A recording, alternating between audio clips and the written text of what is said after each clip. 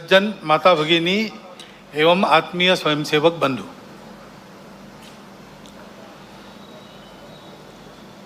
इस विजयादशमी को यानी आज के दिन अपने कार्य के 100वें वर्ष में संघ पदार्पण कर रहा है। इसीलिए शायद आज के उत्सव को देखने के लिए समय से पहले ही पर्जन्य राज भी उपस्थित हो गए और इसलिए स्वयंसेवकों को थोड़ी देर खड़ा रहना पड़ा। विशेष महत्व का वर्ष इसलिए भी है, पिछले वर्ष इसी पर्व पर हमने महारानी दुर्गावती जी का स्मरण किया था, उनके गुणों के लिए। ऐसा ही दूसरा एक सच्चरित्र पुण्यश्लोक अहिल्याबाई होळकर, उनकी ये 300वीं जन्म जयंती चल रही है। एक उत्कृष्ट राज्यकर्ता जिसकी शील संपन्नता का आदर्श सबके सामने हो, ऐसे एक महिला अत्यंत विपरीत परिस्थिति में राज्य चलाती है, रणनीति के कौशल का परिचय देती है, अपने राज्यों को संभालती ही है, परंतु अखिल भारतीय दृष्टि होने के कारण सारे देश में धर्म संस्कृति का उत्थान हो, इस दृष्टि से जगह जगह मंदिर बनवाती है, घाट बनवाती है, धर्मशालाओं का पुनरुज्जीवन करती है। और इस प्रकार संस्कृति संरक्षण में, धर्म संरक्षण में स्वयं निस्पृह रह के अपने लिए कुछ न करते हुए और एक आदर्श उपस्थित करती है राज्यकर्ता का भी और भारतीय नारी के कर्तृत्व का एक फिर प्रतीक ऐसा उनके जीवन के निमित्त हमारे सामने खड़ा होता है, उनका हम स्मरण करते हैं। ऐसे ही स्वामी महर्षि दयानंद सरस्वती का 200वां जन्म जयंती का वर्ष चल रहा है। हम जानते हैं कि लंबी गुलामी के बाद भारत का जो पुनरुत्थान शुरू हुआ, उस पुनरुत्थान के पीछे जो शक्तियां थी, उनमें से एक स्वामी दयानंद सरस्वती है। लोगों में सही धर्म क्या है, उसका सत्य प्रकाश उनके बुद्धि में जाए, अपने मूल को समझकर काल सुसंगत धर्म का आचरण वो करे और अपने लिए स्वतंत्रता प्राप्त कर ले। इसलिए जनों की जागृति का एक महाप्रयास उन्होंने किया। उसकी प्रेरणा में से आगे चल के भारत के जीवन के सभी क्षेत्रों में कई प्रकार के आंदोलन भी हुए। ऐसा एक पुण्य चरित्र, उनके भी स्मरण का आज वर्ष है। स्वतंत्र देश होना है, देश वैभव संपन्न होना है, तो प्रजा में चारित्र्य चाहिए। अभी अध्यक्ष महोदय जी ने जिस दैवी गुण संपद का उल्लेख किया, अभयम सत्व संशुद्धि, वही है व्यक्तिगत और सामाजिक चारित्र्य, राष्ट्रीय चारित्र्य, जिनके बलबूते देश बड़ा होता है। पाबना में, आज के बांग्लादेश में, उस समय के पूर्व बंगाल में जन्मे श्री श्री अनुकूल चंद्र ठाकुर होम्योपैथी के डॉक्टर थे, आध्यात्मिक साधक थे। उनके माता से ही उनको दीक्षा मिली थी, तो उनके व्यक्तित्व से आकर्षित होकर लोग उनको आकर मिलते थे, अपनी व्यक्तिगत कठिनाइयां बताते थे, उनके हल पर उनसे चर्चा होती थी। इसी का आगे एक सत्संग आंदोलन बन गया और 1925 में उस आंदोलन का भी विधिवत पंजीयन हुआ। उस आंदोलन का मुख्यालय आजकल देवघर में है। उनकी भी शताब्दी इस वर्ष 2025 में चलेगी। और हम जानते हैं भगवान बिरसा मुंडा के जन्म के 150 वर्ष हो गए। विदेशी वर्चस्व के विरुद्ध, शोषण के विरुद्ध वनवासी समाज में, आदिवासी समाज में बहुत जागृति जिन्होंने की, केवल भाषण देकर नहीं, अपने जीवन को यज्ञ में अर्पण कर दिया और ऐसा उपदेश दिया और ऐसा आचरण हमारे सामने रखा कि हमारे जनजातीय बंधुओं के अस्मिता को, अस्तित्व को, स्वतंत्र भारत में सशक्त होकर अपने योगदान करने को एक पुष्ट वैचारिक और व्यावहारिक आधार उसके कारण प्राप्त हुआ। उनका भी 150वां जन्म जयंती का वर्ष चल रहा है। स्मरण करने का कारण ऐसा है कि ये लोग हमारे सामने मूर्तिमंत उदाहरण है जैसा हमको होना चाहिए। व्यक्तिगत और राष्ट्रीय चारित्र्य इन्होंने जो किया उसका हमको लाभ हो रहा है, ये बात अलग है, परंतु वो लोग कैसे थे, अलग अलग समय में, अलग अलग कार्य क्षेत्रों में उन्होंने काम किया, परंतु सबकी समान बातें कुछ थी। इन सब लोगों ने प्रामाणिकता से, निस्वार्थ बुद्धि से देश हित में, समाज हित में, संस्कृति और धर्म के हित में ही काम किया, अपने लिए कुछ नहीं रखा। निस्पृहता उनका गुण था और निर्भय थे, परिस्थिति की परवाह नहीं की, क्या भुगतना पड़ेगा इसकी कभी चिंता नहीं की। संघर्ष का कर्तव्य उपस्थित हुआ तो पूरे जोर से संघर्ष किया, उसमें आवश्यक जो कठोरता आवश्यक है उस कठोरता का भी वर्ण किया, लेकिन ऐसा होने के बाद भी वो किसी के द्वेष्टा नहीं बने। उन्होंने अपने मन में किसी के प्रति कोई शत्रुता नहीं रखी, सबके प्रति निर्वैर भाव से अपना कर्तव्य वो करते थे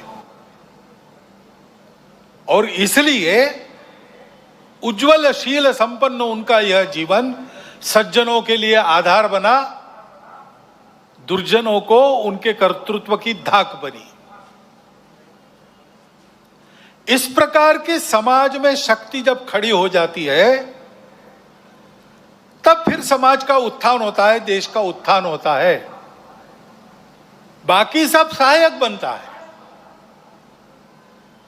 ऐसे व्यक्तिगत और राष्ट्रीय चरित्र की आवश्यकता आज की परिस्थिति हमको बार बार बता रही है, ये आवश्यक है और उसके आदर्श ये जीवन है। क्योंकि परिस्थिति हमेशा, चुनौतियां तो रहती ही है, अच्छा भी रहता है, दुनिया की हो, देश की परिस्थिति हो। अभी वैज्ञानिक प्रगति का वर्णन करते समय आपने बताया भविष्य के लिए तैयार होना है और भविष्य इस तकनीकी के कारण कई प्रकार की नई सुविधाएं लेके आएगा। आज तक विज्ञान कई प्रकार की सुविधाएं लेकर आया है, तो मनुष्य जीवन भौतिक दृष्टि से पहले से सुखी है, परंतु हम देखते हैं कि इतने प्रगत सुखी मानव समाज में अपने स्वार्थ और अहंकार के कारण कैसे कैसे संघर्ष चलते हैं। इस्राएल के साथ हमास का जो युद्ध छिड़ा वो अब कितना व्यापक होगा और उसकी आग में कौन कौन झुलसेंगे और दुनिया पर इससे कौन सा संकट आएगा, इसकी चिंता सबको लगी है। तो परिस्थिति के दोनों पहलू होते हैं। अपने देश का जब विचार करते तब भी अपना देश आगे बढ़ रहा है, टेक्नोलॉजी के क्षेत्र में, शिक्षा के क्षेत्र में अतिथि महोदय ने वर्णन कर दिया है, बहुत नपे तुले शब्दों में पूरा चित्र आपके सामने आया है। ऐसे सब क्षेत्रों में भारत आगे बढ़ रहा है, समाज की समझदारी भी धीरे धीरे बन रही है। उसके परिणाम स्वरूप हम ऐसा देखते हैं कि जम्मू कश्मीर के चुनाव भी शांतिपूर्ण ढंग से संपन्न हो गए। इसका ही परिणाम हम देखते हैं सारे दुनिया में। भारत की साख बढ़ी है, प्रतिष्ठा बढ़ी है। वसुधैव कुटुंबकम का हमारा विचार सबको स्वीकार्य है। हमारा योग सारी दुनिया में एक फैशन बनते जा रहा है, लेकिन केवल फैशन नहीं बन रहा है, उसका जो शास्त्र है, उसकी जो परिणाम है, उसको भी दुनिया स्वीकार कर रही है। पर्यावरण के बारे में हमारी अपनी जो दृष्टि है वो आज सारी दुनिया में स्वीकार्य है। भारत की प्रतिष्ठा बढ़ी है, भारत का सामरिक बल बना है, कई मामलों में देश आगे जा रहा है और आगे ले जाने का प्रयास शासन के द्वारा, प्रशासन के द्वारा, देश के युवकों के द्वारा, वैज्ञानिकों के द्वारा, किसानों के द्वारा, जवानों के द्वारा, सबके द्वारा हो रहा है। विशेषकर युवा पीढ़ी में हम देखते हैं कि स्व के गौरव की भावना बढ़ रही है। अपने देश के भविष्य के लिए बहुत अच्छे लक्षण हैं और ये चलते रहेंगे। ऐसा नहीं है कि ये किसी तात्कालिक समय के वैशिष्ट्य के नाते खड़े हैं। ये करवट बदली है भारत के समाज में और समाज आगे बढ़ेगा, देश को आगे ले जाएगा, इसका पूर्ण विश्वास है। परंतु जीवन का मार्ग कभी निष्कंटक नहीं होता और इसलिए कुछ चुनौतियां भी सामने है। विजयादशमी के भाषण में इन दोनों बातों की चर्चा होती है, परंतु चूंकि देश की आगे कुछ चलती रहेगी ये विश्वास है, उस तरफ देश ने रुख कर लिया है और देश आगे ही बढ़ेगा। उसकी चर्चा इस भाषण में आज मैं कम करने वाला हूं। एक चुनौती ऐसी ध्यान में आती है जिसका विचार हम सबको करना चाहिए, क्योंकि वो केवल हमारे सामने यानी संघ के सामने चुनौती नहीं है, केवल हिंदू समाज के सामने नहीं है, केवल भारतवर्ष के भी सामने नहीं है, पूरे दुनिया में वो चुनौती उठ रही है। उसको हमको समझना होगा, क्योंकि बहुत मायावी रूप धारण करके वह चुनौती आगे चलती है। इसलिए उसकी चर्चा करना मुझे आवश्यक लगता है। भारत आगे बढ़ रहा है, लेकिन भारत आगे न बढ़े ऐसा चाहने वाली शक्तियां भी दुनिया में है, जिनके निहित स्वार्थ मार खाते हैं भारत के प्रमुखत्व के कारण। वो अपेक्षा तो यही है कि उनका विरोध होगा, तरह तरह की चालें वो चलेंगे, भारत को दबाने का, एक विशिष्ट मर्यादा के अंदर ही बढ़ने देने का प्रयास करेंगे। वैसा हो भी रहा है, क्योंकि आखिर अभी तक भारत छोड़कर बाकी विश्व ने अपने स्वार्थ की बलि देकर भी दुनिया को बड़ा करने का मार्ग पकड़ा नहीं है। हम ये करते हैं, आज भी कर रहे हैं, सबको मदद करते हैं। हमारी शत्रुता करने वालों को भी आवश्यकता में मदद करने वाले हम हैं। शांति रहे इसलिए अपने हितों का बलिदान भी हमने कई बार किया है और करते हैं। ऐसा स्वभाव दुनिया में नहीं है और इसलिए भारत आगे बढ़ रहा है या कोई भी देश आगे बढ़ रहा है, कल चल के हमारा स्पर्धक बनेगा ऐसा डर जिनको लगता है, वो उस देश में तरह तरह के उत्पाद करने में कम नहीं करते। भाषा तो विश्व बंधुत्व की होती है, परंतु वो वहां तक ही है। अपने निहित स्वार्थ ठीक रहने चाहिए, अपनी सुरक्षा को धक्का नहीं लगना चाहिए।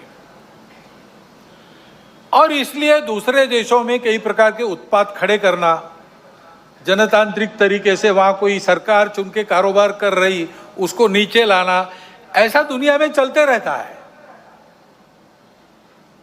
ये दुनिया की रीति लगभग बन गई है, जो नहीं बननी चाहिए लेकिन है। अब हमारे पड़ोस में ही बांग्लादेश में क्या हुआ, उसके कुछ तात्कालिक कारण और पहलू है, ये बात ठीक है, लेकिन इतना बड़ा उत्पाद तो उससे नहीं होता।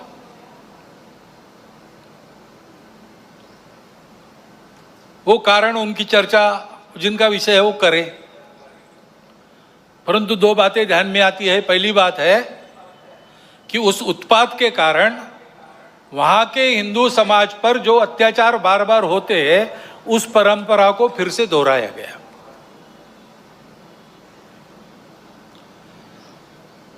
पहली बार वहां का हिंदू संगठित होकर अपने बचाव में रास्ते पर आया, इसलिए कुछ बचाव हो गया। परंतु कहीं कोई गड़बड़ हो, दुर्बलों पर अपना गुस्सा निकालने की ये जो कट्टरपन की प्रवृत्ति है, वो प्रवृत्ति जब तक वहां विद्यमान है तब तक वहां के हिंदू क्या, वहां के सभी अल्पसंख्यक, उनके सर पे खतरे की तलवार लटकी रहेंगी। उनको आवश्यकता है मदद की। विश्व भर के हिंदुओं की, भारत के सरकार की सहायता उनको मिले, ये उनकी आवश्यकता है। परंतु इससे ये ध्यान में आता है, और ये ध्यान में आना चाहिए, हिंदू समाज के भी ध्यान में आना चाहिए कि दुर्बल रहना अपराध है। हम अगर दुर्बल है, असंगठित है, तो उसका मतलब हम अत्याचार को निमंत्रण दे रहे हैं। निमित्त कुछ नहीं चाहिए, हम दुर्बल है, यह निमित्त पर्याप्त है। और इसलिए जहां कहीं भी हम हैं वहां संगठित रहना, सशक्त रहना, किसी से शत्रुता नहीं करना, हिंसक नहीं बनना, योगदान देने वाले बनना। परंतु इसका अर्थ दुर्बल रहना नहीं, अशक्त रहना नहीं। इसको हमको करना ही पड़ेगा। लेकिन दूसरी बात है हमारे सबके ध्यान देने की। अब वहाँ चर्चाएं ऐसी चलती है बांग्लादेश में कि भारत से हमको खतरा है, और भारत से खतरा है इसलिए पाकिस्तान को साथ लेना चाहिए, वही हमारा प्रामाणिक मित्र है। और दोनों मिलके, क्योंकि उनके पास न्यूक्लियर वेपन्स है, हम भारत को रोक सकते हैं। जिस बांग्लादेश के निर्माण में भारत की पूरी सहायता हुई, जिस बांग्लादेश के साथ भारत ने अब तक कोई वैरभाव रखा नहीं, आगे भी नहीं रखेंगे, उस बांग्लादेश में ये चर्चाएं हो रही है। ये चर्चाएं कौन करा रहा है? ऐसे वर्णन, नैरेशंस वहां पर चले, ये किन किन देशों की हित की बात है? ये तो देखने वाले, सोचने वाले समझते हैं, नाम लेने की आवश्यकता नहीं। हमारे देश में भी ऐसा हो, ये इच्छा है। क्योंकि भारत बड़ा बनेगा तो सब स्वार्थ के दुकान तो बंद हो जाएंगे, और इसलिए भारत का ये सामर्थ्य न बने, ऐसे उद्योग चल रहे हैं। Deep state, wokeism, cultural Marxism, ऐसे शब्द चर्चा में बहुत है। पिछले साल भी मैंने उल्लेख किया था। कुछ लोगों ने कहा था कि अपने यहाँ तो है ही नहीं। ऐसा नहीं है, अपने यहाँ है, बहुत पहले से है। क्योंकि केवल भारत नहीं, सभी सांस्कृतिक परंपरा के विरुद्ध ये विचार जाता है। परंपरा से दुनिया में कहीं भी कोई भी समाज जीवन में जो मंगल है, भद्र है, ऐसा मानता है, उसको ध्वस्त करना ये इनके कार्य प्रणाली का अंग है। और ये करने के लिए पहला सूत्र उनका होता है, इन्वेड द इंस्टीट्यूशंस, संस्थाओं को कब्जे में लो। शिक्षा संस्थान है, विद्यापीठ है, शिक्षा व्यवस्था है, माध्यम है, बौद्धिक जगत है, इन सब पर अपनी पकड़ कायम करके उनके द्वारा समाज में विचारों की विकृति का प्रसार करना, विचारों को बिगड़ना, अपनी परंपरा के प्रति, अपने स्वत्व के प्रति अश्रद्धा से उत्पन्न करना। हम ही अपने लोगों को गाली दे, हम ही अपने बातों को तुच्छ माने, उनकी लज्जा करें, इस प्रकार का वातावरण पैदा करना।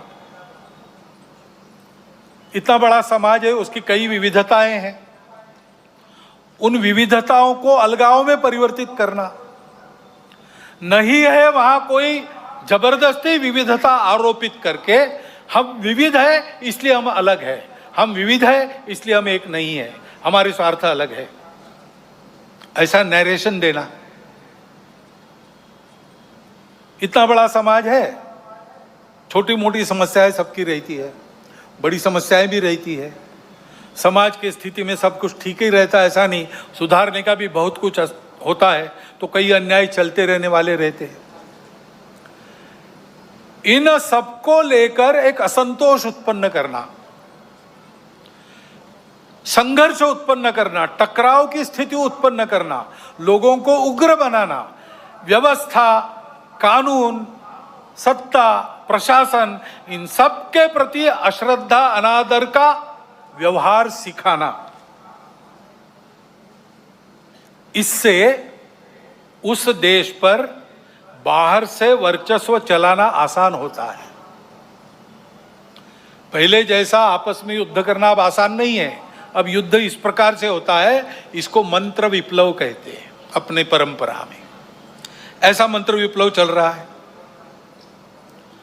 और ऐसी भ्रम की स्थिति में उनको देश के अंदर भी कभी बार साथी मिल जाते हैं, जाने अनजाने। प्रजातांत्रिक देश है अपना, अनेक दल रहेंगे, उनकी स्पर्धा चलेगी, ये प्रजातंत्र की पद्धति है।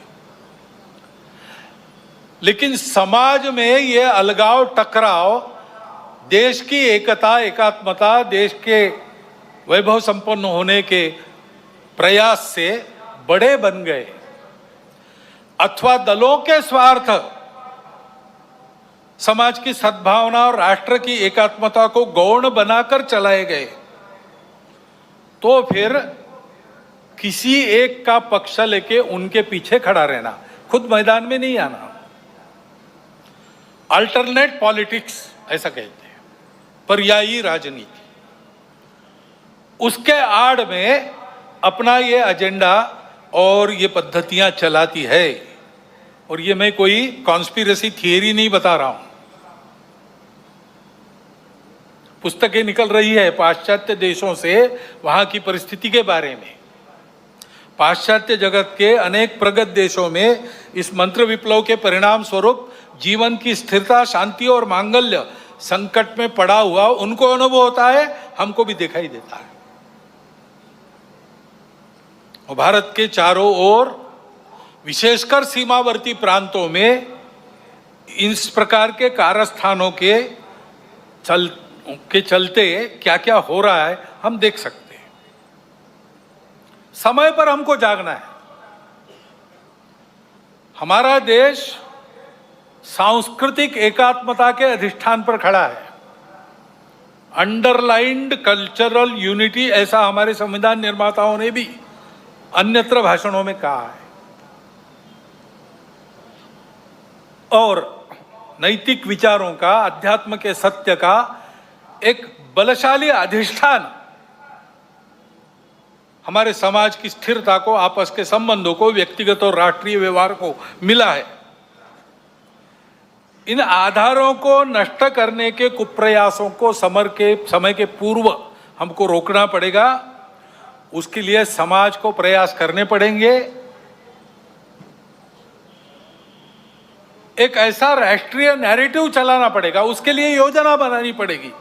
कानून संविधान की मर्यादा में रहते हुए, अपने सांस्कृतिक अधिष्ठान पर पक्का रहते हुए हमको इसकी योजना बनानी पड़ेगी, क्योंकि समाज को सुरक्षित रखने के लिए इसी का उपयोग होगा। संस्कारों का क्षरण इन विभेदकारी ताकतों को पुष्ट करता है, और वो बलवान होती है तो वो भी संस्कारों के क्षरण का कारण बनती है। और हम देख रहे हैं कि भारतवर्ष में इस प्रकार का मनोवचन कर्मों पर कुप्रभाव निर्माण हो रहा है, क्योंकि अब कोई बात छिपी रहती नहीं, मीडिया सर्वत्र पहुंचता है। बड़ों के साथ बच्चों के हाथ में भी मोबाइल है। मोबाइल पर वो क्या देख रहे हैं, उनको क्या दिखाया जा रहा है, इस पर कोई नियंत्रण नहीं है। घर में क्या देखना नहीं देखना, इस प्रकार का विवेक नहीं मिल रहा है।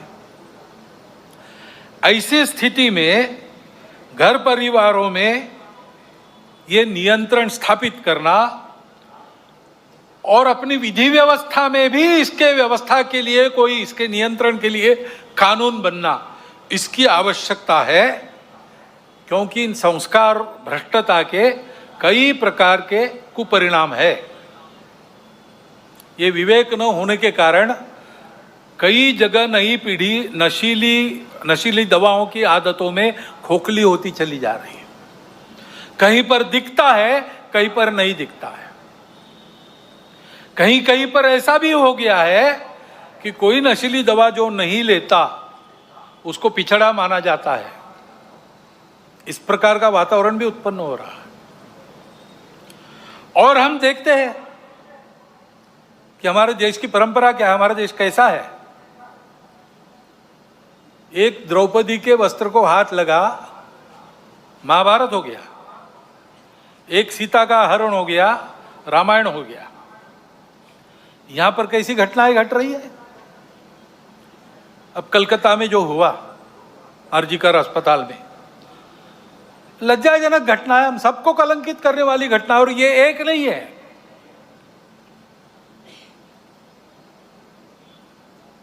घटनाएं होती है, उसका नियंत्रण वगैरह करना। जैसे वहां खड़े हो गए समाज के सब लोग डॉक्टर लोगों के साथ, घटना होने ही नहीं देना, इसलिए चौकन्ना रहना चाहिए, सुरक्षा देनी चाहिए।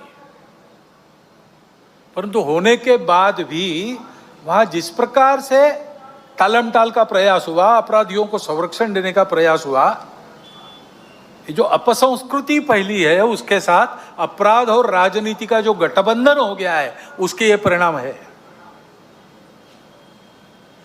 हमारी सांस्कृतिक देन है ये दृष्टि जो कहती है मातृवत परदारेश, पराई स्त्री माता समान है, जिनसे प्रबोधन प्राप्त होता है, परिवार में अपने परिवार के जनों से प्राप्त होता है और माध्यमों के द्वारा जाने अनजाने समाज इनसे ग्रहण करता है। वहां यह भान रहना चाहिए कि हम क्या परोस रहे। वहां अगर इसका भान नहीं रहा, इन मूल्यों का तिरस्कार हुआ, उपेक्षा हो गई,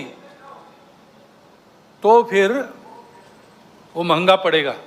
और इसलिए वहां पर इसका भान रहे और मूल्यों का प्रबोधन हो, इसके लिए हमको व्यवस्था करनी पड़ेगी।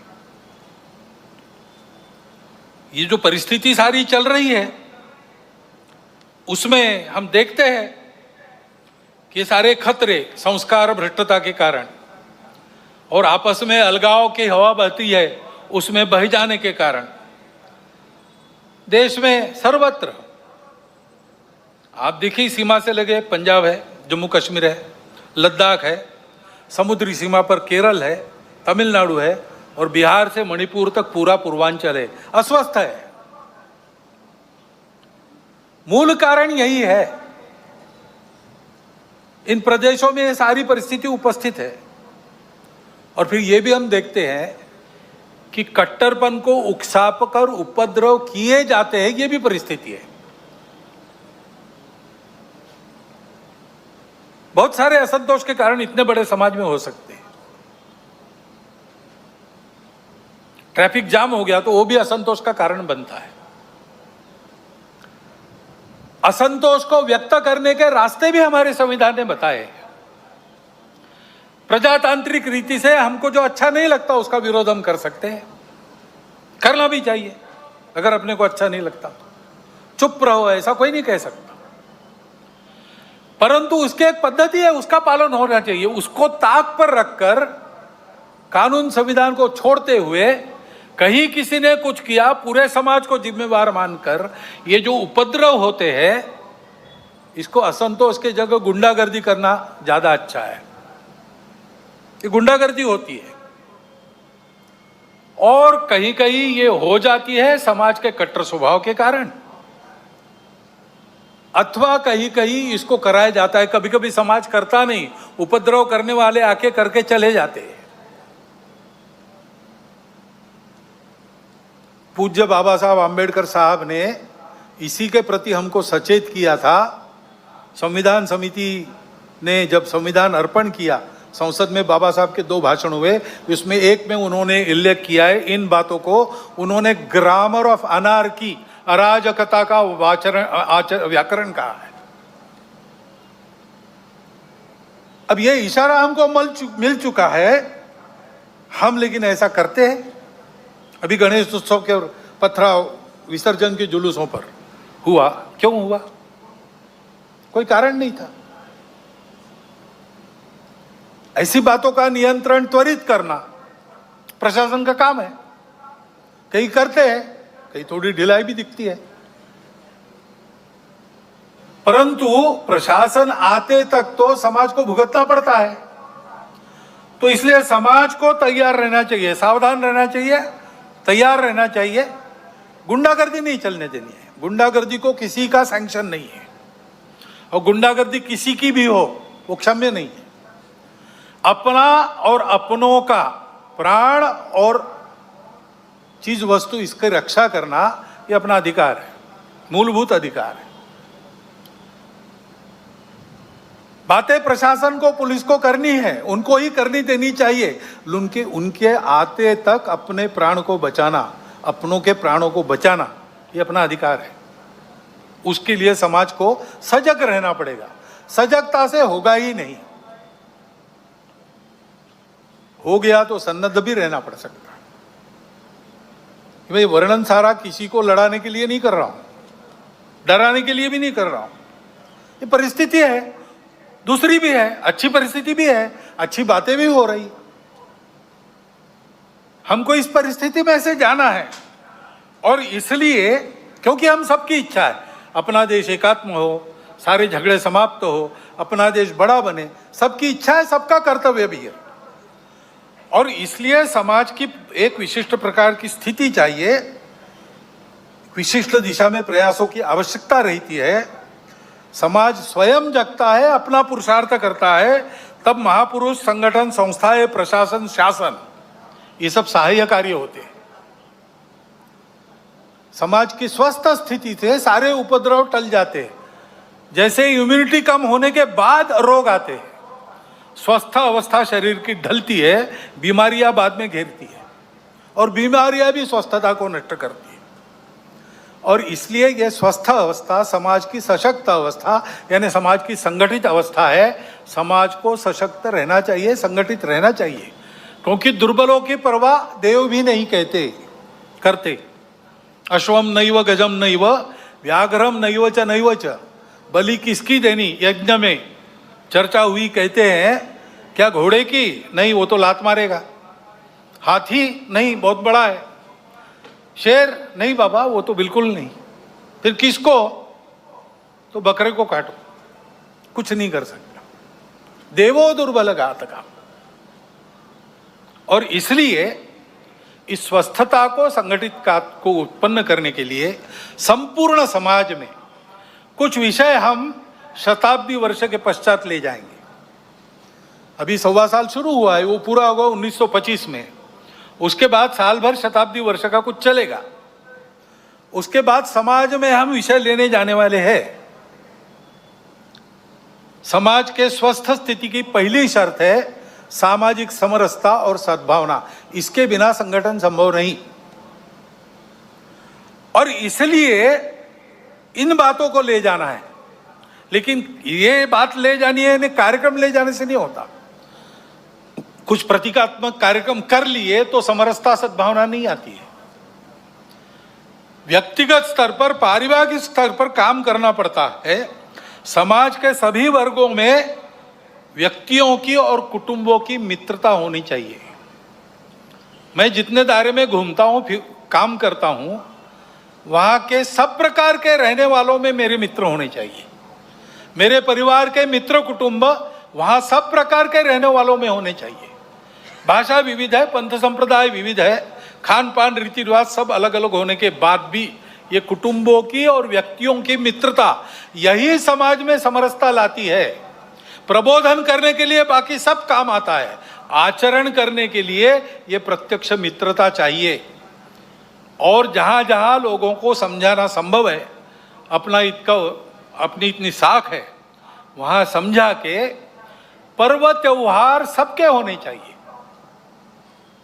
ये विषमता इतनी विचित्र हो गई कि हमने अपने संतों को, देवों को, सबको बांट लिया। वाल्मीकि जयंती वाल्मीकि बस्ती में ही क्यों हो? वाल्मीकि ने रामायण तो पूरे हिंदू समाज के लिए लिखा, तो भगवान वाल्मीकि की जयंती सब मिलके मनाए, भगवान रविदास की जयंती सब मिलके मनाए, सारे पर्व त्योहार मिलके पूरा हिंदू समाज करे, सहभागी हो, बाहर से सहभागी हो, अंदर जाकर सहभागी हो। ये सहभागिता चाहिए। और समाज के श्रद्धा के या उपयोग के जो केंद्र होते हैं, मंदिर है, पानी है, स्मशान है, वो सबके लिए खुले चाहिए, ऐसा वातावरण चाहिए। ये हमको करना पड़ेगा। इसको लेकर हम समाज में जाएंगे। अपने समाज में अनेक जाति वर्ग है, उनका अपना अपना नेतृत्व है। उस नेतृत्व के हाथ में संस्थाएं हैं, उन संस्थाओं के द्वारा उन जाति वर्गों का संचालन होता है, अच्छी तरह होता है।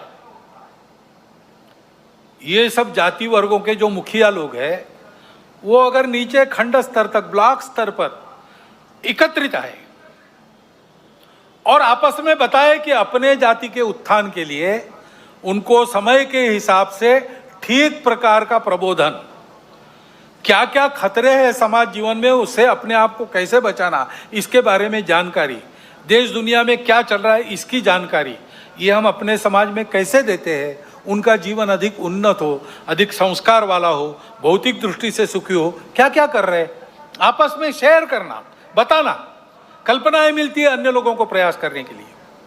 लेकिन इनके साथ और दो विषयों की चर्चा करना।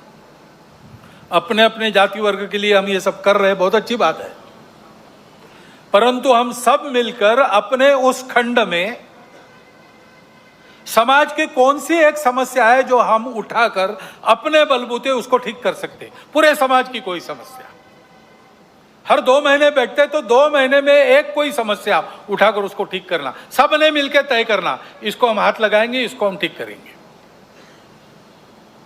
और दूसरा ये तय करना कि हम सब जाति वर्ग यहाँ रहते हैं, हम मिल रहे हैं, वो हम में जो दुर्बल जाति है उसके लिए हम सब मिलकर क्या कर सकते हैं। ऐसी एक बैठक में मैं था, वह वाल्मीकि बंधु थे, उन्होंने खड़े होकर बताई अपनी समस्या। हमारे बच्चों के लिए विद्यालय नहीं है, सरकारी विद्यालय चलता नहीं है, प्राइवेट विद्यालय हमको पुराता नहीं है, बच्चे कहाँ पढ़े। तो वहाँ राजपूत समाज के लोग बैठे थे, खड़े हो गए, उन्होंने कहा आपकी बस्ती तो हमारी बस्ती को लगकर है। उनका है, बोले हमारा स्कूल है, 20% लोगों को हम लेंगे, बिना फीस के पढ़ाएंगे। और वो काम शुरू हो गया। समाज में विभिन्न जाति वर्गों के लोग बैठकर नियमित इन 3 विषयों का विचार अगर करते हैं तो समाज में सद्भावना नहीं रहेगी तो क्या रहेगा, और कौन उस सद्भावना को तोड़ सकेगा। क्योंकि सब जानते हैं कि हम अपना भी विचार करते हैं, सबका भी विचार करते हैं, हम सब एक दूसरे से लगे हैं, हमारे संबंध है। ये करना पड़ेगा, इस बात को लेकर हम जाएंगे। और हम आए, इसकी राह देखने की आवश्यकता नहीं, जहां हो सकता है वहां शुरू होना चाहिए। दूसरा विषय सामने आता है, जागतिक समस्या है, पर्यावरण की। सारी दुनिया त्रस्त है। एक बड़ा प्रश्न चिन्ह चिंतकों के सामने है, सृष्टि रहेगी कि नहीं रहेगी। और अपने देश में भी उसका अनुभव हो रहा है। हम देखते हैं हमारे यहाँ पर तरह तरह के उत्पाद हो गए, ऋतु विचित्र बन गई, कभी भी आती है, और जब आती है तब फूट पड़ती है। वर्षा नहीं होगी तो मुंह तक में छाले पड़ जाएंगी, इतनी गर्मी, और होगी तब छालों सहित सबको बहा ले जाएंगी। ये विचित्र तीव्रता ऋतुओं की उत्पत्ति हो गई है। ये सब होता है, इसका कारण क्या है? इसका कारण पर्यावरण के बारे में एक अधूरी दृष्टि पर चलना है। अब सारी दुनिया इसको अनुभव कर रही है और इसलिए उस दृष्टि को बदलने का प्रयास भी सर्वत्र हो रहा है। अपने देश में भी उसकी बात तो हम करते हैं, परंतु उसी दृष्टि को लेकर हम भी चले, दुनिया का अंधा अनुसरण किया, और इसलिए हम देखते हैं हमारे यहां भी वो उत्पाद हो रहे। हमारी जमीन विकृत हो गई, हमारा पानी अशुद्ध हो गया, हमारी वनस्पतियों में केमिकल्स आ गए, उसके कारण बीमारियां बढ़ रही है। ऋतु ऐसे बन गए हैं, जंगल कट गए, हरियाली नष्ट हो गई, नदियां सूख गई, अन्न जल वायु धरती सब विषाक्त हो गए, पर्वत ढलते हैं, भूमि फटती है। पिछले 2 वर्षों के समाचार देखिए। तो इस विचार को बदल के हमको अपने विकास पथ को सही, जो अपना परंपरागत पूर्ण विचार है, जो पर्यावरण के प्रति कृतज्ञता रखता है, मित्रता रखता है, उसके आधार पर कई प्रकार की अपनी पद्धतियां, पर्यावरण को पुष्ट करने वाली पद्धतियां है, मनुष्य जीवन को सुखी ढंग से चलाते हुए। जैसे जैविक कृषि है, 10,000 साल की खेती है हमारे देश में, जमीन अभी भी दे रही, उर्वर है। रासायनिक खेती हुई, 200 साल में भूमि बंजर बन गई। अब कई जगह भूमि को 3-3, 4-4, 10-10 साल विश्राम देना पड़ता है, उसमें तरह तरह के जैविक खाद डालने पड़ते, तब कृषि योग्य बनती है। ऐसी स्थितियां हमारे देश में भी कहीं कहीं हो गया है। हमको अपने विचार के आधार पर अपना विकास पथ बनाना पड़ेगा और नीति उस प्रकार बनानी पड़ेगी, उसका कोई पर्याय नहीं है। परंतु इसके लिए विचार बनना चाहिए, सारे देश में एक समान वैचारिक भूमिका बनानी पड़ेगी। उस भूमिका का क्रियान्वयन करना है तो देश में भी इतनी विविधता है, तो क्रियान्वयन की पद्धति विकेंद्रित बनानी पड़ेगी। इसको करने में समय लगेगा, तब तक रुकने की आवश्यकता नहीं। अपने घर से हम प्रारंभ कर सकते हैं। 3-3 छोटी चीजें करना, पानी बचाओ और पानी का संधारण करो, जल संधारण करना और कम से कम उपयोग में चलाना, फालतू जाने नहीं देना पानी। दूसरी बात है प्लास्टिक हटाओ, कम से कम सिंगल यूज प्लास्टिक अपने यहां नहीं चलना चाहिए। और तीसरी बात है पेड़ लगाओ, घर में भी हरियाली रखो, आंगन है तो बगीचा करो, पेड़ सब्जी वहां उगाओ। नींबू का पेड़ हो सकता है, सीताफल का पेड़ हो सकता है, छोटी मोटी सब्जियां हो सकती है, पालक मेथी ये सब हो सकता है, छोटे से आंगन में भी हो सकता है, गमलों में भी वो खेती हो सकती है, छत पर भी खेती हो सकती है। घर की हरियाली बढ़ाओ और अपने गांव की, शहर की, मोहल्ले की हरियाली बनाने के लिए वृक्षारोपण करो। और कोई भी वृक्ष मत लगाओ, परंपरा से उस आबो हवा में मनुष्य जीवन को जो धारण करते हैं, ऐसे वृक्षों का ज्ञान अपने यहाँ है, वो लगाओ। कई पेड़ हमने फैशन के नाते लगाए, विदेशों से आयात करके लगाए, अब उनको काटने की आज्ञा सरकार दे रही है, क्योंकि उसके कारण मदनपल्ली गया था, कुछ पेड़ लगे थे, ये पेड़ काटने को कहा है सरकार ने। क्यों कहा है भाई? अच्छे तो घने पेड़ है, इस पर पंछी नहीं बैठता और इसकी हवा में आने वाले को विकार होते हैं, विषारी हवा है, ऐसे पेड़ हम क्यों लगाए? हमारे यहाँ पेड़ है परंपरा से, नीम का पेड़ इतना गुणकारी है, ऐसे पेड़ है। वृक्षारोपण करना ये करते हैं तो नीतिगत प्रश्नों के संबंध में हल करने में जो समय लगेगा, विलंब होगा, उस बीच नुकसान तो कम होगा या थम जाएगा, ये हमको करना चाहिए। दूसरी बात आती है संस्कार क्षरण की चर्चा हमने की। संस्कार शिक्षा से मिलते हैं। शिक्षा 3 जगह से होती है। एक अपना घर है, घर में सांस्कृतिक मूल्यों का प्रशिक्षण होता है, घर के वातावरण से, घर के लोगों के आचरण से। ये जो कहा मैंने, मातृवत परदारेषु परद्रव्येषु लोष्टवत आत्मवत सर्वभूतेषु, आज की हवा बिल्कुल उल्टी चलती है ना। तुम ही सब कुछ हो, इंडिविजुअलिज्म। यहां कहते हैं आत्मवत सर्वभूतेषु, मेरे जैसे सब लोग हैं, जिससे मुझे खराब लगता है दूसरों के साथ नहीं करूंगा, पैसा शॉर्टकट से नहीं लूंगा, पसीने का कमाऊंगा वही खाऊंगा, दूसरों का पैसा मिट्टी का ढेला है मेरे लिए। परद्रव्येषु लोष्टवत और मातृवत परदारेषु, ये प्रशिक्षण कहाँ होता है? सबसे पहले अपने घर में होता है, बचपन से होता है। घर का वातावरण वैसा करना, घर के सब लोगों को वैसा व्यवहार रखना चाहिए, अपने कुटुंब में इसकी चर्चा करते रहनी चाहिए, वैसा वातावरण बनाना चाहिए। शिक्षा नीति में ये आना चाहिए। नई शिक्षा नीति में इसका प्रयास चल रहा है, परंतु वो जो कॉलेज स्कूल में शिक्षा मिलती है, यानी प्रबोधन होता है, भाषण होता है, पढ़ना होता है, सुनना होता है, केवल उससे नहीं होता, देखना भी होता है। शिक्षा में जो पढ़ाया जा रहा है उसका मूर्तिमंत उदाहरण शिक्षक प्राध्यापक होने चाहिए। वहां से प्रारंभ करना पड़ेगा, उनके प्रशिक्षण का कोई तरह का ढूंढना पड़ेगा। लेकिन ये ध्यान रखना, शिक्षा तो बाद में आती है। आयु के 3 साल से लेकर 12 साल तक की घर के वातावरण से और घर में होने वाले संवाद से मनोभूमिका बनती है, आदमी उसी दिशा में आगे बढ़ता है।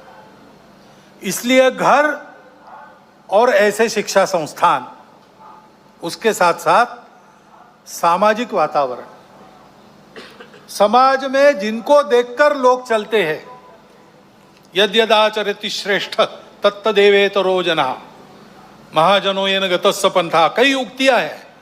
समाज के प्रमुख लोग जैसा चलते वैसा सब लोग करते, विचार करने की झंझट में नहीं करते पड़ते, उनकी वो क्षमता नहीं, वो समझते भी नहीं। तो जिनको बड़ा माना जाता है, जो लोकप्रिय है, जो प्रभावी है, वो जैसा कहेंगे करेंगे, वैसा कहते करते हैं लोग। उनको ये चिंता करनी चाहिए। समाज के मन को गढ़ने वाले माध्यमों को इसकी चिंता करनी चाहिए कि हमारे करने में से समाज की धारणा करने वाले, समाज में भद्रता, मांगल्य कायम रखने वाले मूल्यों का पोषण होना चाहिए। कम से कम उसको धक्का लगे ऐसा कुछ नहीं करना चाहिए। जिस प्रकार की बातें आती है OTT प्लेटफॉर्म्स वगैरह पर, बताना भी अभद्रता होगी, इतना विभत्स होता है। और इसलिए मैंने कहा कि इसका कानून से भी नियंत्रण होने की आवश्यकता है, बहुत आवश्यकता है। जो संस्कार भ्रष्टता था, एक बड़ा कारण वो भी है। और इन्हीं संस्कारों का जीवन में प्रकटीकरण जब होता है तो उसका एक दूसरा पहलू है हमारा सामूहिक जीवन, सामाजिक जीवन, नागरिकों का जीवन। हम लोगों को देश में साथ में रहना है। साथ में रहना है तो ठीक से चलना आना चाहिए ना। अभी आपने देखा यहाँ कीचड़ फैला था, उसमें चलना संभव नहीं था, चलते फिसल जाते, ठेला ठेली होती। चलने का कार्यक्रम रद्द कर दिया, क्योंकि बाजार में चलना अलग बात है, वहाँ कोई किसी का रहता नहीं, अपना अपना काम करने आता है, चले जाता है, तो भीड़ रहती है, ठेला ठेली होती है, सब होता है। लेकिन ठीक से चलना है तो मिलके चलने का शास्त्र रहता है, मिलके चलने के नियम होते हैं। देशकाल परिस्थिति अनुसार परिवर्तन भी होता है। आज 2 पथ संचलन होने वाले थे, एक करना पड़ा। एक उसमें 6 कतारों में चलने वाला था, सबको 4 में चलना पड़ा, क्योंकि वर्षा के कारण एक परिस्थिति आई। ऐसे परिवर्तन होते रहते हैं। लेकिन अपने समय में जो भी नियम है साथ चलने के, उसका पालन करना चाहिए। नागरिक अनुशासन होता है, कई प्रकार के कर बिल भरने पड़ते हैं, समय पर भरना चाहिए। दीनदयाल जी ट्रेन में जा रहे थे, ट्रांजिस्टर बंद कर दिया, सामने वाले को कहा कि आपके पास ट्रांजिस्टर लगाओ, मुझे वार्ता न्यूज़ सुननी है। सामने वाले ने कहा अभी तो आपने बंद किया आपका। तो मैंने इसलिए बंद किया कि अभी इसका लाइसेंस रिन्यू करना बाकी है, अभी इसका लाइसेंस समाप्त हो गया, रिन्यू करने के बाद मैं लगाऊंगा, तब तक कृपया आपका दीजिए। दीनदयाल जी बड़े व्यक्ति थे, नेता थे, भारतीय जनसंघ के अध्यक्ष थे। वो ये नहीं करते तो उनको कोई कुछ कहता नहीं, लेकिन उन्होंने इसका ध्यान रखा। गलती से एक बार सब्जी वाली को खोटा पैसा चला गया, वापस आए कार्यालय से, सारा खुर्दा ढूंढ के वो खोटा पैसा वापस लिया, खरा पैसा दिया, खोटा पैसा नदी में फेंक कर आए, क्योंकि दूसरा कोई उसका उपयोग न करे। ये आचरण, ये समाज के नियम होते हैं, राहदारी के नियम होते हैं।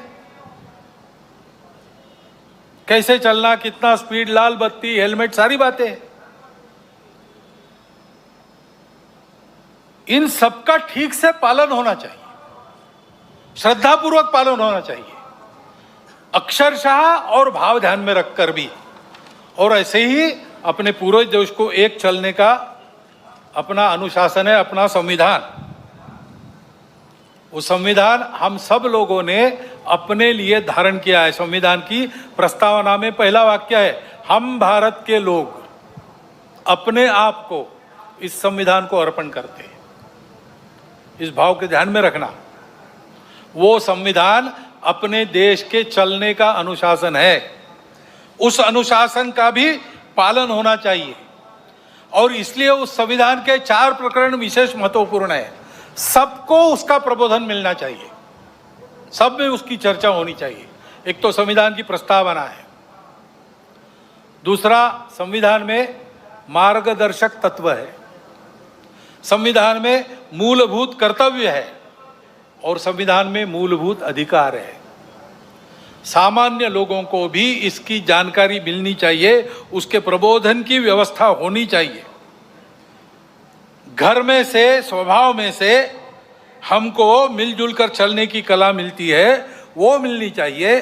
वो पारस्परिक व्यवहार का अनुशासन, परस्पर व्यवहार में मांगल्य, सद्भावना, भद्रता और सामाजिक व्यवहार में देशभक्ति और समाज के प्रति आत्मीयता के साथ कानून संविधान का निर्दोष पालन, ये सब मिला के व्यक्तिगत और राष्ट्रीय चारित्र्य बनता है। देश की सुरक्षा, एकात्मता, अखंडता व विकास के लिए यही 2 पहलुओं महत्वपूर्ण है। इनका त्रुटि विहीन और संपूर्ण होना आवश्यक है। इसलिए सजगता और सातत्य के साथ इसकी आदत लगानी चाहिए। आदत की बात है, समझते सब है, करने की आदत जो पड़ी है उसको बदलने की बात है। इसलिए हमेशा सतर्क रखते, एक एक कदम पर इसमें, इस चौखट में मैं ठीक चल रहा हूं कि नहीं, ये देखना चाहिए। और ये आचरण सतत ऐसे होता है, उसकी प्रेरणा है स्व की प्रेरणा। स्वदेशी हम कहते हैं। ये स्व क्या है? अध्यक्ष जी ने उल्लेख किया, हम कौन है, कहां से आए, कहां जाना है। इसके आधार पर हमारे पूर्वजों ने एक सत्य को प्राप्त किया। उस सत्य के आधार पर हमारे कुछ मूल्य बने, जिनको धर्म कहते हैं। सत्य, करुणा, शुचिता, तपस, इस चौखट में जो बैठता है वो धर्म है। धर्म भारत का स्व है, रिलीजन नहीं। रिलीजन अनेक है। सब रिलीजन के पीछे जो रिलीजन है, उसके पीछे जो आध्यात्मिकता है, religion on the top of religion ऐसा कहते हैं, वो धर्म, वो भारत का प्राण है, वो हमारी प्रेरणा है। उसके कारण हमारा इतिहास बना है, उसके लिए हमारे बलिदान हुए। देखिए अपना पूरा इतिहास, आपको पता चलेगा कि भारतवर्ष में जो कर्तृत्व हुआ है वो धर्म के कारण हुआ है। भारतवर्ष में जो संघर्ष हुआ है वो भी धर्म के लिए हुआ है। उसको ध्यान में रखना, उसकी पहचान, स्पष्ट स्वरूप ध्यान में आना चाहिए। हम कौन है, उसके नाते हम कहे जाते हम सब हिंदू है, क्योंकि उस धर्म को जो शाश्वत है, सनातन है, सृष्टि के साथ अस्तित्व में आया है, सबको है, सबका है। हमने खोजा नहीं है, हमने दिया नहीं किसी को, हमने पहचाना केवल। इसलिए उसको हिंदू धर्म कहते हैं, जो वास्तव में मानव धर्म, विश्व धर्म है। वो हमारा स्वत्व है। उस स्वत्व के आधार पर चलना, छोटे छोटे व्यवहार भी उसके आधार पर करते हैं। उसके गौरव के कारण स्वाभिमान उत्पन्न होता है, और स्वाभिमान हमको बल देता है आगे बढ़ने का। और इसलिए उस स्व के आधार पर छोटे व्यवहार भी करना, जो हम अपने घर में बना सकते हैं, बाजार से नहीं लाना। बाजार से लाना है तो इसलिए लाना कि किसी का रोजगार उस पर चलता है। जो अपने देश में बन सकता है, बाहर से नहीं लाना। देश में नहीं बनता, उसके बिना काम चल सकता है, चलाना। बाहर से लाना ही है जीवन आवश्यक है, देश में नहीं बनता तो ठीक है, फिर लाइए। देश का जो व्यापार चले, अंतर्राष्ट्रीय व्यापार में तो माल देना भी पड़ता है, माल लेना भी पड़ता है, वहां तो चलेगा, लेकिन वहां अपनी आवश्यकता के अनुसार अपनी शर्तों पर हम खरीदेंगे। सौदा पटेगा तब लेंगे, दबाव में नहीं करेंगे। अपने घर के अंदर अपनी भाषा बोलेंगे। घर के अंदर भाषा, भूषा, भजन, भोजन अपना होना चाहिए।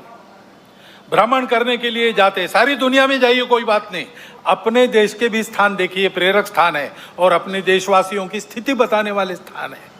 जाइए वनों में, अपने वनवासी बंधु कैसे रहते हैं, झुग्गी झोपड़ियों में जाइए, वहां कैसे जिया जाता है। प्रेरक स्थानों पर जाइए, किले देखिए,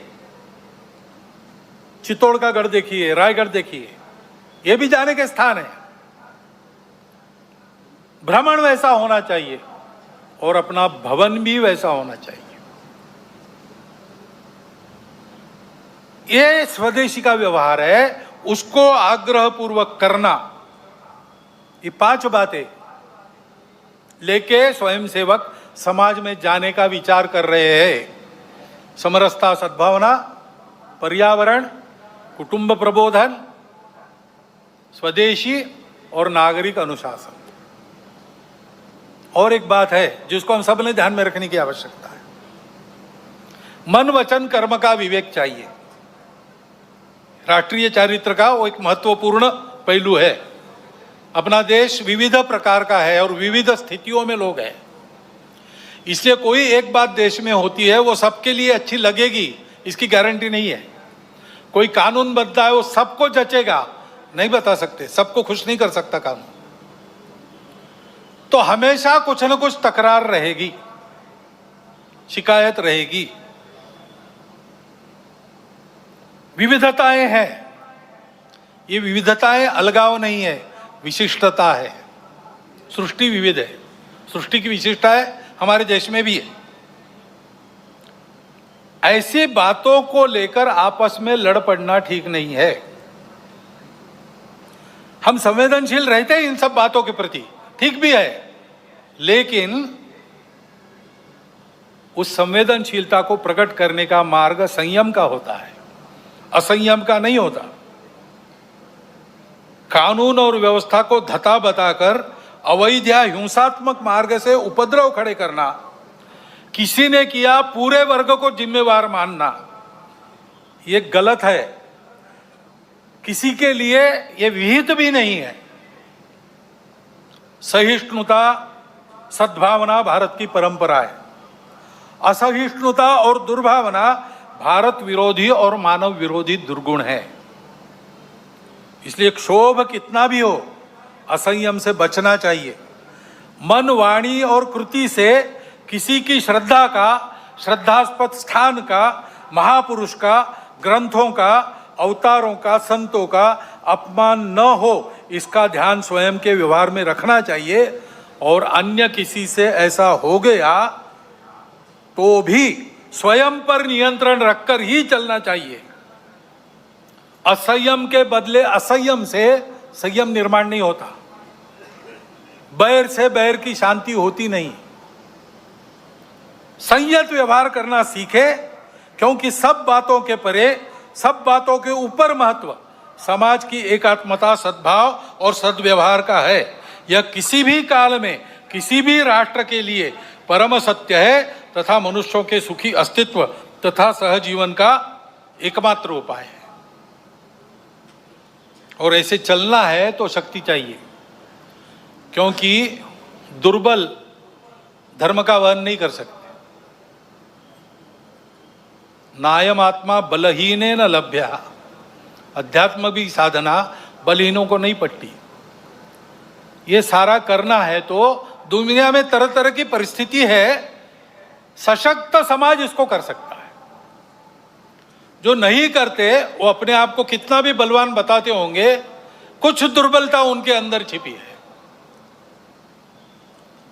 और इसलिए दुनिया की रीति है, सत्य भी है अपना, दुनिया शक्ति देखती है उसके पीछे की, उसको स्वीकार करती है।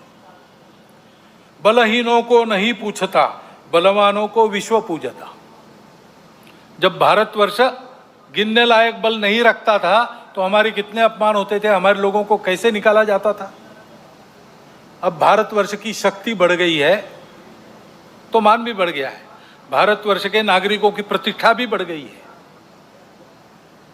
भारतवर्ष जितना बड़ा बनेगा उतना उसकी बातें स्वीकार होगी, उसकी बातें सत्य है, सबके लिए है, सद्भावना परिपूर्ण है, परंतु उसका स्वीकार होना है तो शक्ति संपन्न बनना पड़ेगा। ये आज के जगत की रीति है। इसलिए शक्ति की साधना, दुर्बल नहीं रहना, शारीरिक, मानसिक, बौद्धिक सब प्रकार का बल चाहिए, संगठित समाज का बल चाहिए, उसी की साधना राष्ट्रीय स्वयंसेवक संघ करता है। परंतु शक्ति को दिशा चाहिए, दिशाहीनों की शक्ति उपद्रव करती है, और इसलिए राष्ट्रीय स्वयंसेवक संघ में बल के साथ शील की साधना होती है। शील संपन्न शक्ति विश्व में सद्भावना और शांति का आधार बनती है। साधना ही मुक्ति का शुभ द्वार है, शक्ति ही तो शांति का आधार है, लेकिन ये शक्ति शील संपन्न होनी चाहिए। इसलिए प्रार्थना आपने सुनी, अजय्यांच विश्वस्य देहीश शक्तिम, अजय्य शक्ति जिसको कोई परास्त न कर सकते ऐसा ही है। लेकिन तुरंत कहा सुशीलम जगत ये न नम्रम भवेत, ऐसा शील चाहिए जिसके सामने आदर पूर्वक सारा जगत नम्र हो। भारत में ये जो चुनौती है सारे विश्व पर जो है, संपूर्ण विश्व की व्यवस्था मांगल्य नष्ट करके अपने स्वार्थी दाव की पकड़ में विश्व को रखना चाहने वाले लोग जो कर रहे हैं और अपने स्वार्थ के लिए उनको साथ दे रहे हैं, वो चुनौतियां उपस्थित करेंगे। उसमें से हमको आगे बढ़ना है निर्भय निर्वैर होकर। इसलिए शील संपन्न व्यवहार के साथ शक्ति साधना महत्वपूर्ण है। आज का पर्व भी ऐसा ही है। देवों ने सब ने अपनी अपनी शक्तियां एकत्रित कर दी, नवरात्र जागरण किया उसके लिए। उसमें से चिन्मयी जगदम्बा प्रकट हुई और उसके प्रकट होने से असुरों का निर्दालन हो गया, सज्जनों का कल्याण हो गया और विश्व का कल्याण हुआ। इस विश्व मंगल साधना के मौन पुजारी के नाते संघ लगा है। सबको यही साधना अपने परम पवित्र मातृभूमि को परम वैभव संपन्न बनाने की शक्ति व सफलता प्रदान करेगी। और इस साधना को देखकर दुनिया के बाकी देश भी इसी प्रकार की साधना उनके संदर्भ में उनके देश में करेंगे और सब ऐसे हो जाएंगे। विश्व के जीवन में अपने देश को सामर्थ्य संपन्न वैभव संपन्न बनाकर सब देश विश्व में योगदान करेंगे। यह स्थिति इसी रास्ते से आएगी। ऐसी यह साधना है, सुख शांति सद्भावना युक्त विश्व को बनाने की साधना करने वाला भारत बनाने की यह साधना है। इस साधना में आप सबको मैं निमंत्रित करता हूं और इन पंक्तियों के साथ अपने वाणी को विराम देता हूं। हिंदू भूमि का कण कण होकर शक्ति का अवतार उठे, जल थल से अंबर से फिर अब हिंदू की जय जयकार उठे, जग जननी का जय जयकार उठे। भारत माता की जय।